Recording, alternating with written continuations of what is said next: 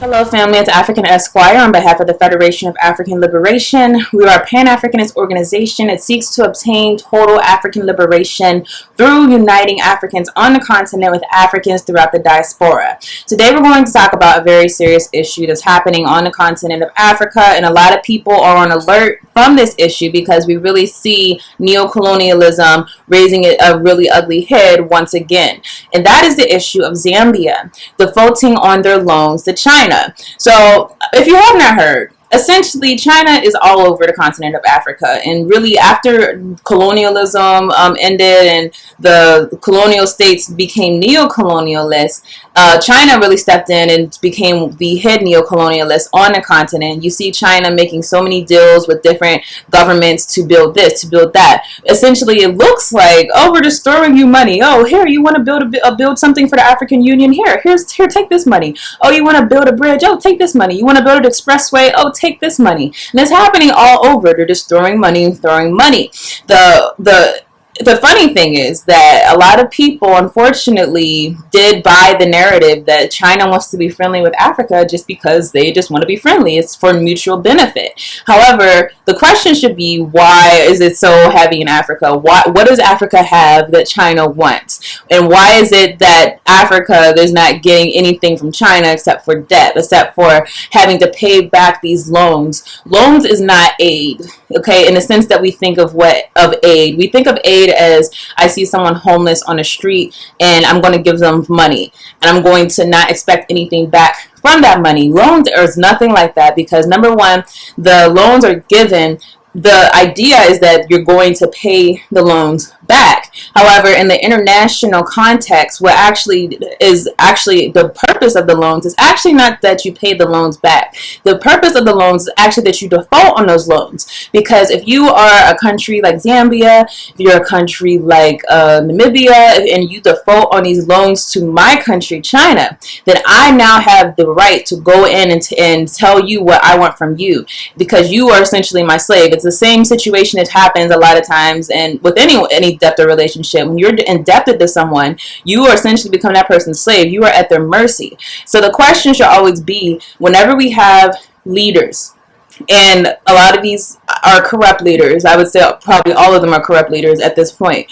Whenever you have leaders who are making deals and taking debt on in order to facilitate those deals, they're taking debt from outside foreign entities. The question is, what was in the fine print whenever that deal was made? Do the people know what's in the fine print? Do the people understand what was traded off? And the clear answer is no, they didn't know that Zambia has all these new things that are possibly going to happen inside of their country, because their leader, their president, went to China and said, well, give us this and we'll give you this. This is the issue with capitalism inside of Africa, because we have to understand that when capitalism came in from colonialism, capitalism is directly linked to colonialism. When capitalism came in, it gave the people the ability to essentially make deals with people who are not representative of the collective, because capitalism is really about the individual. Capitalism is not about doing what's best for the community, and that is why FAL, we call for collectivist socialism, meaning that the collective have to have a say in whatever happens with their resources, with their natural resources, with their land, with their property, with anything that involves the collective. They need to be the ones to vote on it in a democratic process, as has been done in traditional African societies. So I'm going to read from a few articles and just to go over the situation that's happening in Zambia. So I'm reading from an article on ZambiaWatchdog.com. Is Zambia Africa's first casualty in China's takeover after defaulting on a loan payment? Zambia's power company, ZESCO, is set to be among the first casualties of China's takeover after default on loan repayment, is what a report indicates.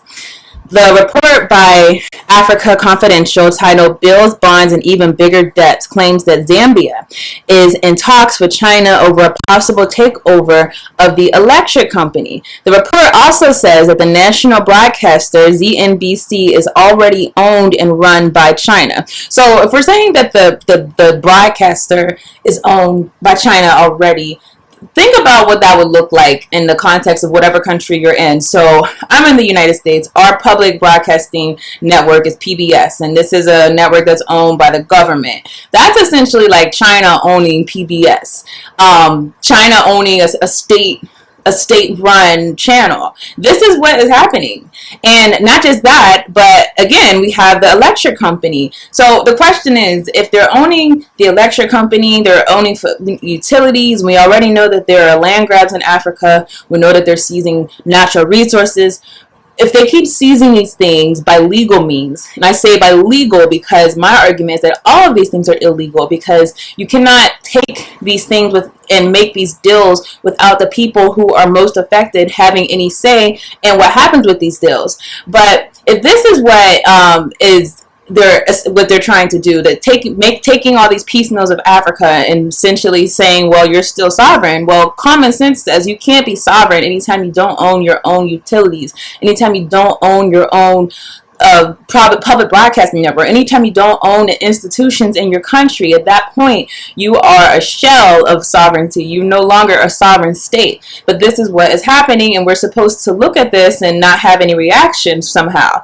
So the article goes on to say, a major worry of the IMF and the U.S. is that China's BRI strategy is the first to encourage indebtedness and then take over strategic national assets when debtors default on repayments. The state electric company ZESCO is already in talks about a takeover by a Chinese company, AC has learned.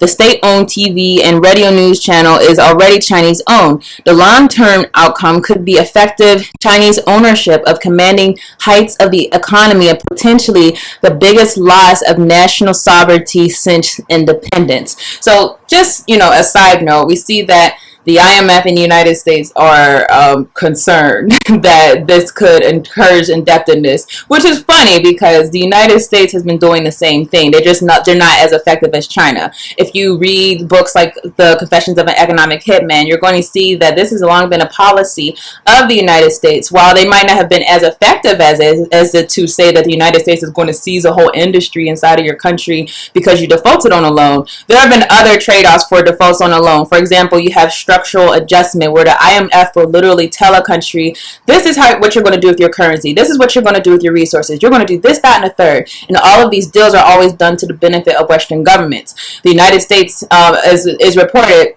numerous times, if you default on a loan to the United States, you are essentially subject to whatever they want you to do, essentially. And we see this often over and over again. You see military bases inside of certain countries. Why do they have a military base? Have you ever heard of an African country having a military base in the United States? So this is something that has been often practiced by the West. However, of course, this is a whole new level, because this is not just saying, well, we're going to, tell you how to do your currency, or we're going to tell you what to do with your resources. This is actually, we're going to seize control of a whole industry in your country. We're essentially saying that if you default on our loans, we own your country. And that's literally the same thing as colonialism. So it's kind of surprising that, there's not riots right now, but, as I was reading another article, it made the analogy of when you have a frog that's inside of hot boiling water. You throw the frog in hot boiling water, what it will do? It will jump right out. Whereas if you have a frog inside of lukewarm water, just, a nice temperature, but you gradually increase the temperature, then you'll see the frog will die in the water because it was not aware, its senses were not heightened to what was going on around it. That is what's been happening in the continent. So anyone who doubts the viciousness of this Chinese brand of colonialism, all because there aren't guns behind it, all because there aren't nuclear warheads behind it, don't be fooled. The end game is still the same. If the end game is still the same, then the means is not what matters. The end is what matters. And the end is that Africans are once again in a position where they're being exploited. So I want to jump to another article about this situation as it loads. So here's the interesting thing. These reports come out, and obviously people are outraged that the Zambian government has been making these deals with China to the point where now it's in debt and is about to default, and China is standing to seize national assets. But the president is essentially defending these deals. He's defending his relationship with China. So he says something very interesting. I'll read from this article. This is on lusakatimes.com. President Edgar Lungu says no amount of malicious propaganda will deter Zambia and China from pursuing closer ties for the mutual benefit of the two countries. Let's just analyze that statement. From the mutual benefit of the two countries. What is Africa benefiting from being indebted from China? Oh, because they're willing to give you money to build some highways. Oh, because they're willing to give you these fancy buildings. Guess what? The mass of the people are not benefiting from these things. These are tokenized gains. The real gain would be the people being uplifted in their economic position. None of those things, the highways, the buildings, none of those things have the ability to uplift the people in their economic position. And this is something I'm trying to tell my people throughout the diaspora. Do not get enchanted with these buildings, with these facilities, with these skyscrapers, with these fancy things. You know, I always hear people make the argument, oh, you don't know, Africa's so developed, like they have to prove something to the West. You don't have to prove anything to the West, because guess what? The most important thing is not having some skyscraper. The most important thing is not having some highway that looks like fancy, like something in Beijing or something.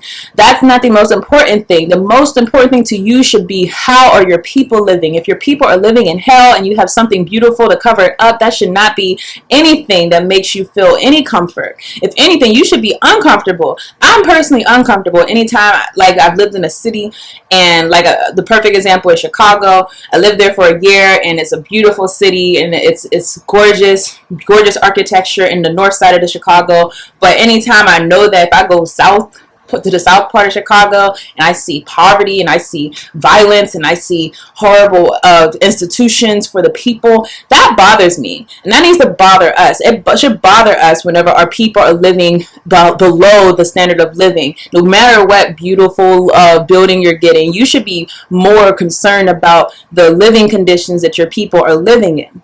So this is what the president said. Again, he says no amount of malicious propaganda will deter Zambia and China from pursuing closer ties for mutual benefit of the two countries. And he said that the country will choose friends on its own terms, that this does not mean unjustified enmity with others. He said Zambia is proud of its friendship with China, Europe, America, India, and other African countries. Notice other African countries comes dead last, because that's your last priority. He also stated that China does not seek a horse and rider relationship with Zambia, as is being suggested in some quarters. So it's interesting that the president's saying this. I mean, when he says, no amount of malicious propaganda will deter the relationship, that's basically, to me, what I read that is saying, no matter what y'all say, no matter how angry y'all get, this is what's going to happen, and y'all going to have to deal with it. This is the problem with capitalism in Africa. You, as a leader, you are elected by the people. You do not get to tell us what you're doing. That's the idea of democracy. A true democracy, is that you are supposed to be a representative of the collective. And that's not how democracy operates in any country that does not have not just democracy as far as government, but democracy as far as resources. If you do not have a say in what happens to the resources in your country, then you are not a democracy. But we have this notion that you can be a democracy just by having leaders who have these elections, and a lot of these elections we know are BS, and a lot of these elections, they're completely one-sided. And even inside of these Western countries that are supposed to be so progressive, we see that these elections are really bought by corporations. They're bought by corporate interest, and they're not bought by the will of the people, and they're certainly not bought by what's good for the people. But this is what happens, is when you have these leaders who are in a position to tell you what they're going to do. I'm going to do this, and I don't care what y'all say. I'm going to continue doing this. And my curiosity, me being me, when I seen this, I'm like, okay, well, what is President Edgar Lungu, what's he getting from this? Why is he so passionate about his relationship with China? My suspicion in all of these situations, because it's been proven over and over and over and over again, is that these leaders are so thirsty to not just only support these outside governments, but to remain in power, because being a president of an African country that has mass resources, it's very lucrative, because that puts you in a position to make decisions about the nation's resources that doesn't have to be good for the people.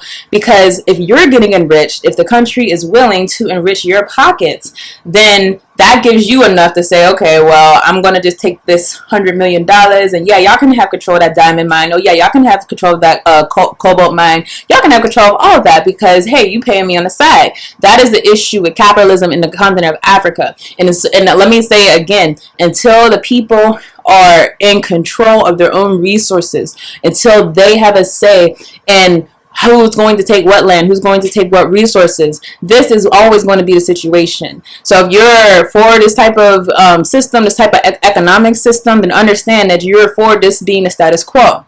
Now, as I said, I was very curious, what does the President Lungu, what is he getting from this? What is his benefit from advocating for this friendship with China? And, my suspicions were actually very true. So this is an article from the ZambianObserver.com.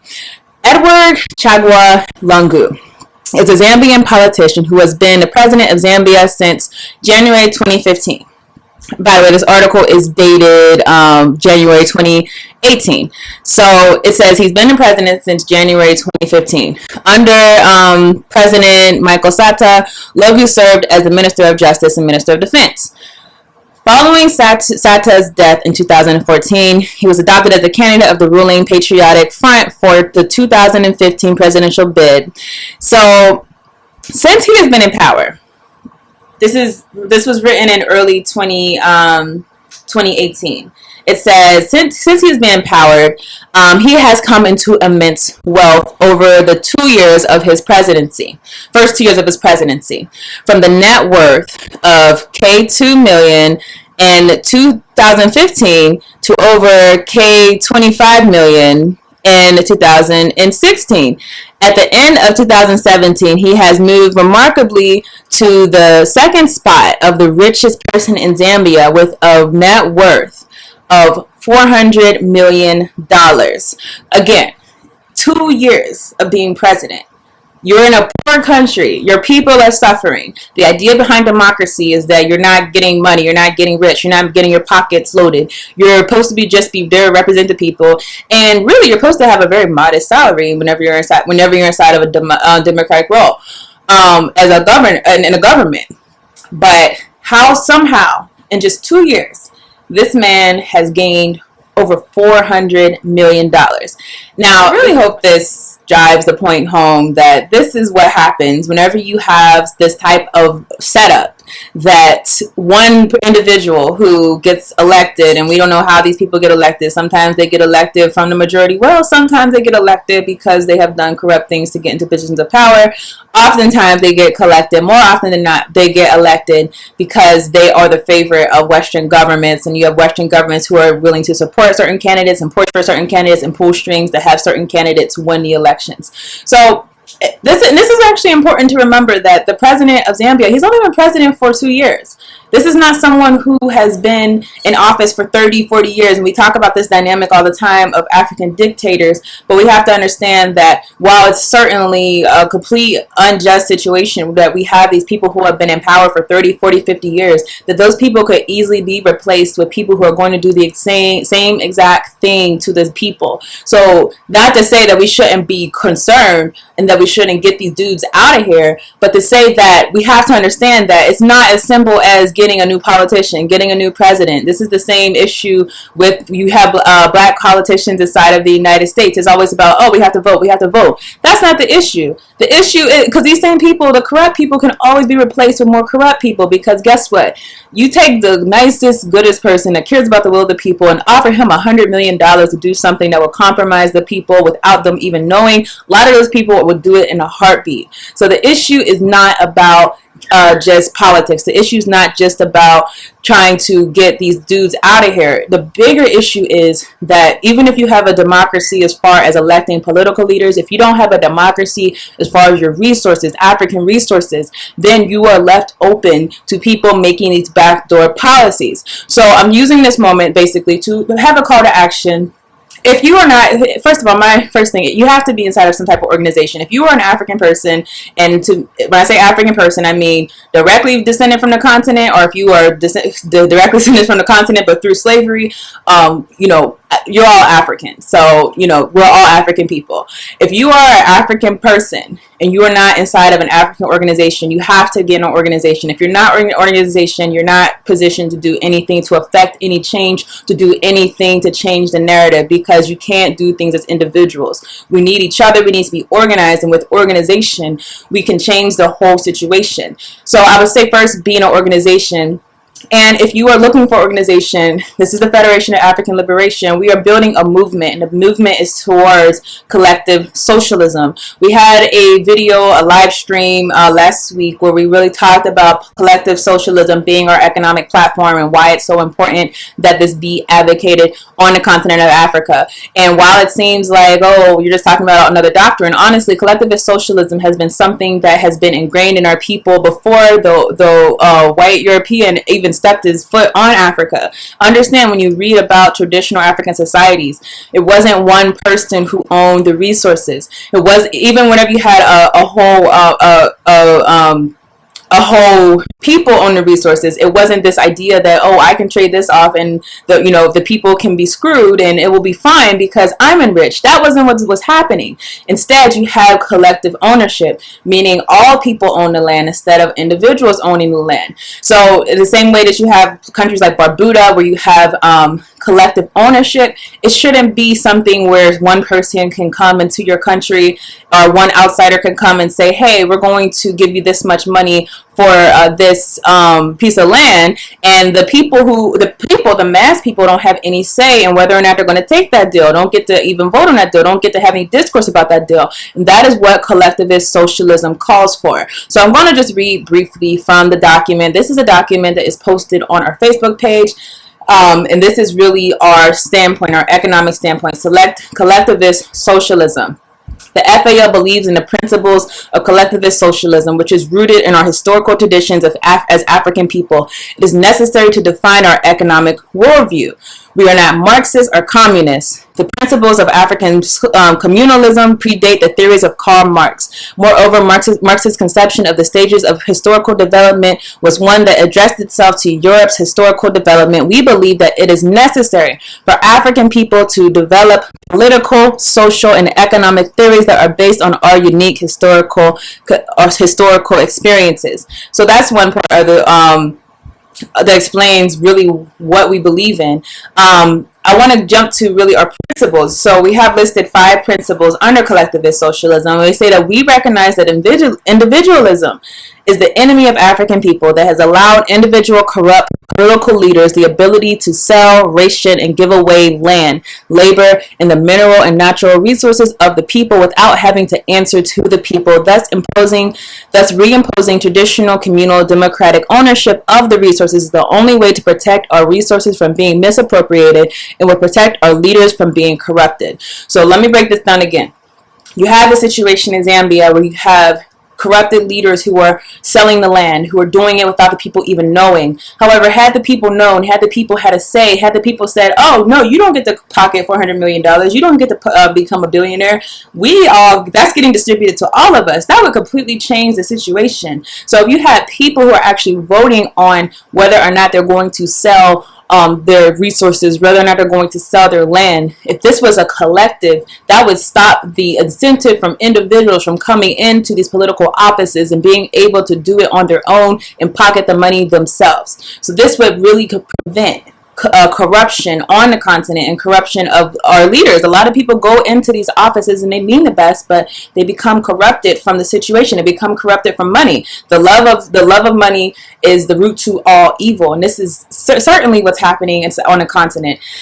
So we recognize that Africa is in fact the richest continent on this continent. The richest continent on this planet, and that African resources must be used, shared, and traded only by Africans collectively in Africans' best interests. So these deals, whether or not you want to go into debt, whatever, this has to be done by the African people collectively. This would have been done by Zambian people collectively, because if they're going to be the ones to bear the burden of a debt, they should be the ones to consent to it at the very least, or to say, no, we're not going to do this, we're not going to be down with this type of deal. Now I'm going to just talk about one more point from our principles, because this is the one that I think really has to be advocated for what's going on in Zambia. We advocate that all trade agreements, deals, and foreign debt accumulated by the African political leaders without the consent of the people be done in such a way that financially enslaves the people to the interest of foreign entities against their own interests. These deals are now null and void, meaning we have to declare that what is going on in Zambia, this is not happening. That deal was illegal. That was null and void. Therefore, we don't recognize it. You say you own this land, China? No, you don't own this land, China. You say you own this corporation? No, you don't own this corporation. Unless we stand and say that this was not done right and we're not going to stand for it, we don't have to validate your system of doing things. Western governments, Chinese government, we don't have to validate your system unless we take those firm stances and say we're not going to accept it. It's just going to continue and you're going to become numb to it. And honestly, if no one does anything, this is going to happen all over Africa.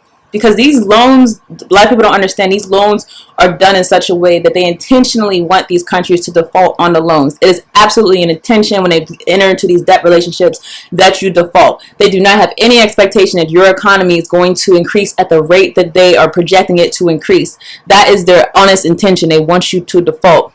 So it's up to us inside of these situations, people in Zambia, to make the stance that, hey, you made this deal, guess what? We're not recognizing it. We're not recognizing it. And we're willing to deal with the consequences of not recognizing it. You know, it's very sad when I see our people on the continent, they're fleeing the continent to try to go to Europe, or to try to go to the United States. Now, Europe, the issue is that, of course, Europe, you can get there by boat, technically. But you have a lot of people taking rafts with their children on these rafts to try to get to Europe. And over again, these people are drowning. These people are dying. And it's really an unsafe, completely, it's an asinine journey to take, to be willing to take, that you're that desperate to escape what is going on in the continent of Africa, that you would get on that raft. And I say that to say, if you're so desperate that you would be willing to die with your child dying with you, to get on a raft to try to get to Europe, and who knows how they're going to treat you there. They might just deport you. They might just deport you right to Libya. If you're so desperate to do that, then the question has to be, why aren't you desperate enough? Why aren't you radical enough to say that we're not accepting these things that are being done? We're not going to take it. We're not going to take it. You're not going to get us to do it. Because realistically, you're risking your lives either way. So let's be honest, you know, it's a risk regardless. But I'd rather do something and die with dignity than to die with my people being raided and exploited, and my children having to live inside of this world where their people are the ones that are exploited. Even if you do get to the United States, even if you get to Europe, wherever you get to, our people are still living in the conditions that we are in. And as long as they're in those conditions, we can't rise above it. We can't rise above it. And that's where I really hope, especially, you know, African Americans, we understand that this idea that we can rise above Africa. We have a lot of African American leaders who will sell the point that, you know, you're just going to integrate into America. You're going to be fine. You're going to be fine. You're going to be great. Just integrating into America. Forget what's going on in other parts of the world. Just focus on you integrating to America. And even if they would let you integrate, we know that they have not. But even if they did, understand that you would not rise above the conditions of your people. Because as long as they view their lives as being disposable, as long as they've used their lives as being something that is not worth much, that they can be exploited, enslaved, and no one has a flick of an ounce of consciousness to say, oh, this is wrong. As long as they view your people like that, they will view you like that. You don't get to escape it. You don't get to integrate away from it. You don't. As long as you appear black, that's how you're going to be treated, and that's how you're going to be looked at. So that's really all I have. If you want to see the rest of this document on collectivist socialism, again, it is on our Facebook page. And in addition, I'm just going to put out a call. If anyone wants to be in a part of the Federation of African Liberation, and not just join and, you know, fill out the application, but actually be an active member and are trying to work towards a free, liberated Africa, where this is the situation where we do have collective ownership of the resources, where we do not have the discontent built between us and the diaspora and us on the continent, where we actually have unity in African liberation. If you are actually serious about it and you just don't want to talk about it, you just don't want to do videos and or watch videos and comment, you actually are serious about doing something, I encourage you to join our organization. And again, join our visit our Facebook page. We have the link in order to actually join. And, you know, please become an active member, because, you know, we have members, but not too many active members. So that is all I have for you guys today. I will see you in another video.